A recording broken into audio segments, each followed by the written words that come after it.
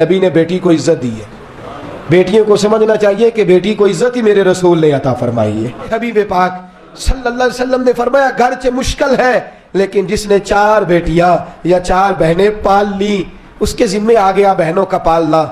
باپ کسی وجہ سے کمزور ہو گیا یا کسی وجہ سے والد کا انتقال ہو گیا اور عرش کے مالک نے بیٹیوں کی ذمہ داری بھائی کو دے دی. فرمایا اگر 4 بیٹیاں یا 4 بہنیں فرمایا اگر وہ تیرے حصے میں آ گئی.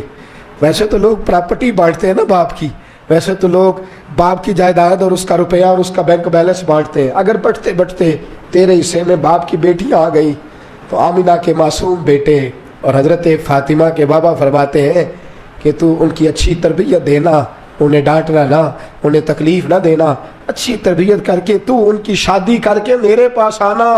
اور میں جس طرح یہ میری 2 انگلیاں جڑی ہوئی ہیں اس طرح تو میرے ساتھ جڑ کے جنت میں داخل ہو جائے گا. اس طرح میرے ساتھ بولیے میرے ساتھ جوڑ کے.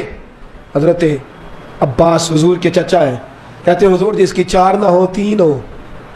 تو میرے حبیب نے فرمایا اللہ 3 والے کو بھی اسی طرح کا اجر عطا فرمائے گا. حضور جس کی 2 ہو فرمایا تو کوشش کر, محنت کر, تو ان کی اچھی پرورش کر, ان سے پیار کر, اس طرح میرے ساتھ جڑ کے جنت میں داخل ہو جائے گا.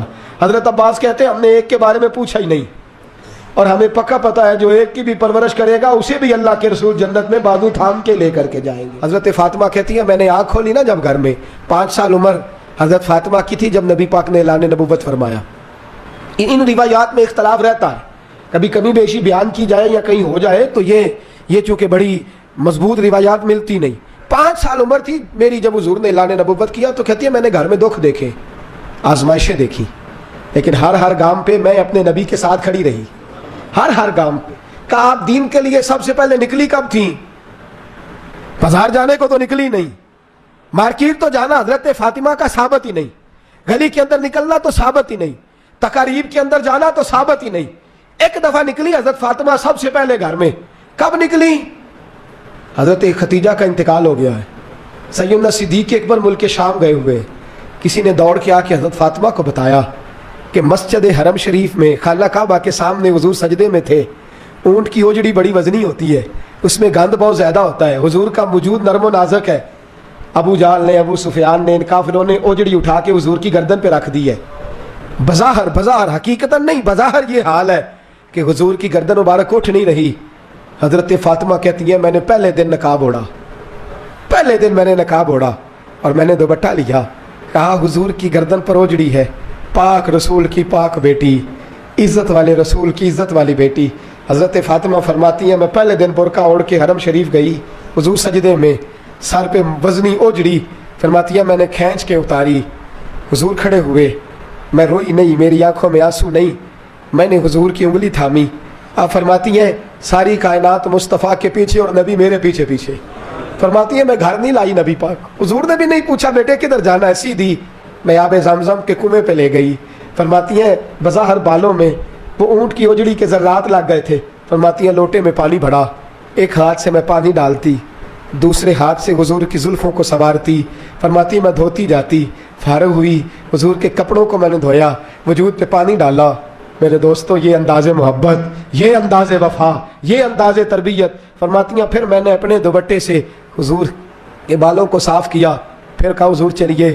نبی پاک اٹھے, انگلی میں نے تھام لی.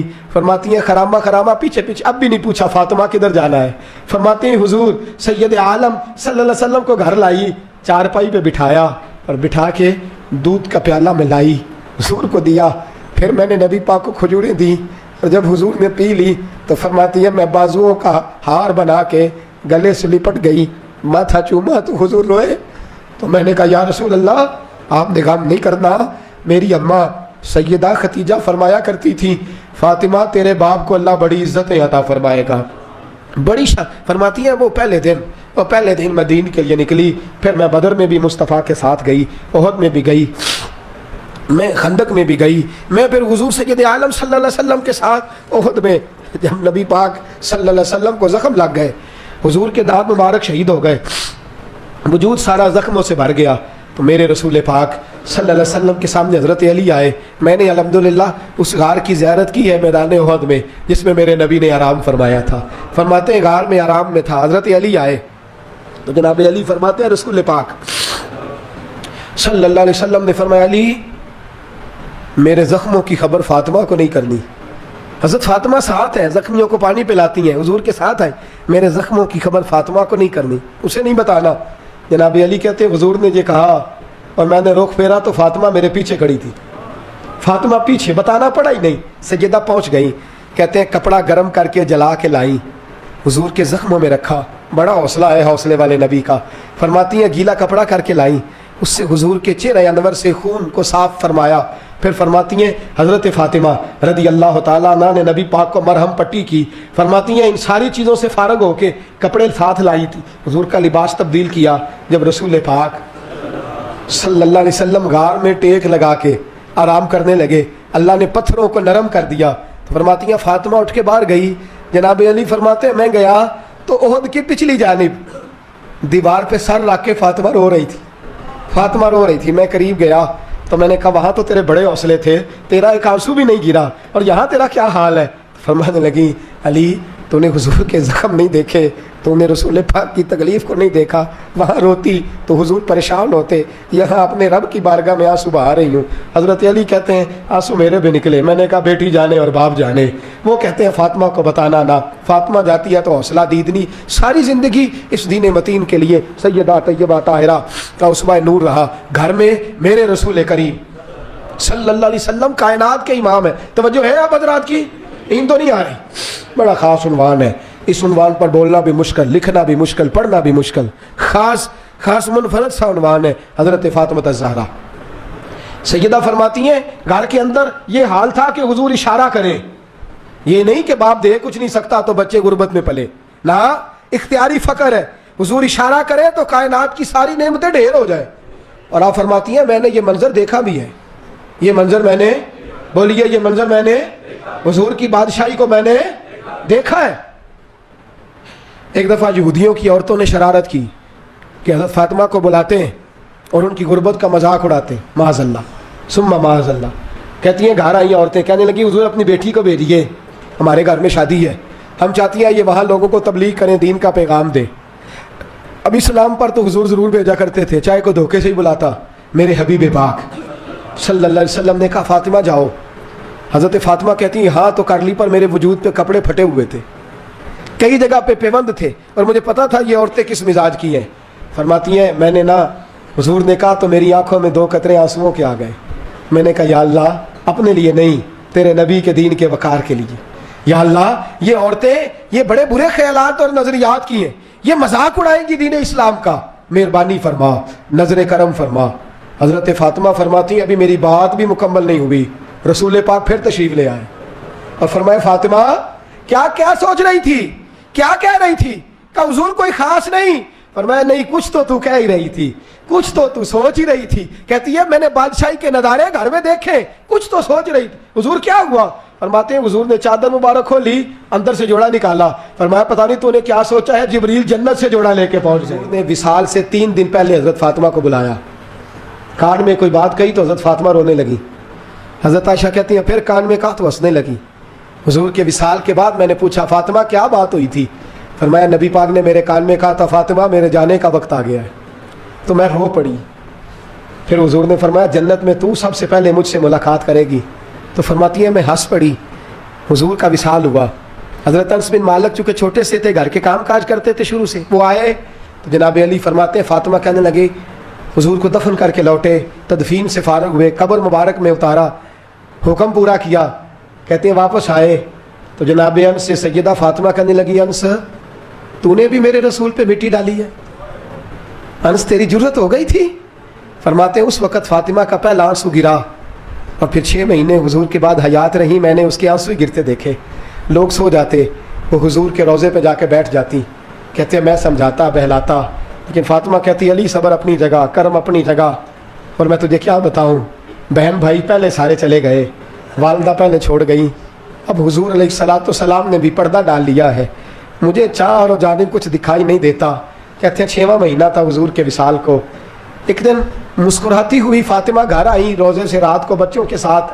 تو شیر خدا کہنے لگے, میں نے کہا فاطمہ بڑے دنوں کے بعد مسکراتے دیکھا, کیا بات ہے؟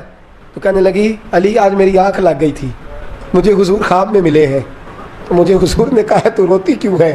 تو میں نے کہا محبوبہ میرا دل نہیں لگتا. تو فرمایا بیٹی تیاری کر, تو میرے پاس آنے والی ہے. حضرت علی فرماتے ہیں بس فاطمہ بیمار ہوئی, چند دن گزرے تو مجھے بلایا اور کہنے لگی علی وقت جانے کا آ گیا ہے. یہ علی کے گھر کی ہے عزت, علی سے سنتے. نبی کے گھر کی ہے عزت, نبی سے سنتے. وہ جس نے معزز کیا گھرانے کو, حسین پال کے جس نے دیا زمانے کو, جانے کا وقت آ گیا ہے. علی پہلی بات تو یہ ہے کہ حضور کی نواسی جناب امامہ سے شادی کر لینا, وہ حضور کو بڑی پیاری ہے. اور دوسری بات یہ ہے کہ میرے حسن حسین ان کا خاص خیال رکھنا. اور تیسرے لفظ کہے تو حضرت علی تڑپ کے روئے, کہنے لگی میں نے وقت گزارا ہے, آپ کی حقوق میری ذمہ داری تھے, میں انسان تھی بھول جاتی تھی, اگر مجھ سے کہیں کوئی کمی رہ گئی ہو تو مجھے رضا الہی سے درگزر کرنا, کہیں میں حضور کے سامنے جا کے شرمندہ نہ ہو جاؤں. شیر خدا کرم اللہ تعالیٰ وجہ الکریم فرماتے ہیں میں نے ہاتھ تھاما اور میں نے کہا فاطمہ علی کا بڑا مرتبہ تھا, پر جو تیری نسبت سے کمال تھا وہ تیرا ہی تھا. تو کیسی بات کرتی ہے, تو نے تو حد کر دی. شہزادی ہو کے میرے گھر میں خادموں کی طرح رہی. حضرت فاطمہ رضی اللہ تعالیٰ عنہا کا دوسرا حکم یہ ہوا کہ مجھے رات کو دفنایا جائے. اور فرمایا میرے پہلے مدینے میں ایسا نہیں ہوتا تھا, یہ حضرت فاطمہ نے سب سے پہلے کہا.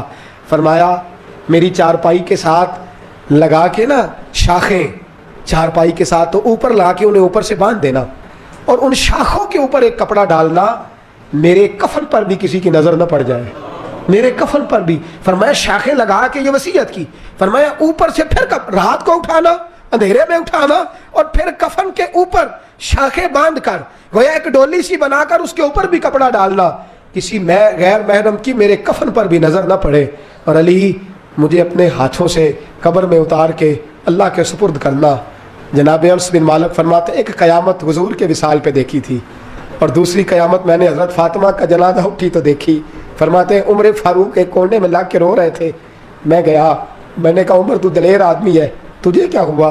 تو کہنے لگے پہلے حضور گئے تھے, اب نشانی مصطفیٰ بھی رخصت ہو گئی ہے, ہم بچوں کو بھیجتے تھے, فاطمہ کی دعائیں مصطفیٰ کی دعائیں لگتی تھیں, دیکھو سیدہ بھی رخصت ہو گئیں. میرے نبی پاک صلی اللہ علیہ وسلم نے فرمایا میری عزت والی بیٹی جب قیامت والے دن آئے گی, قیامت والے دن تو اللہ فرشتوں سے, نبیوں سے, ولیوں سے کہے گا گردنیں جھکا لو, آنکھیں بند کر لو, محمد کی بیٹی فاطمہ کی سواری گزرنے والی.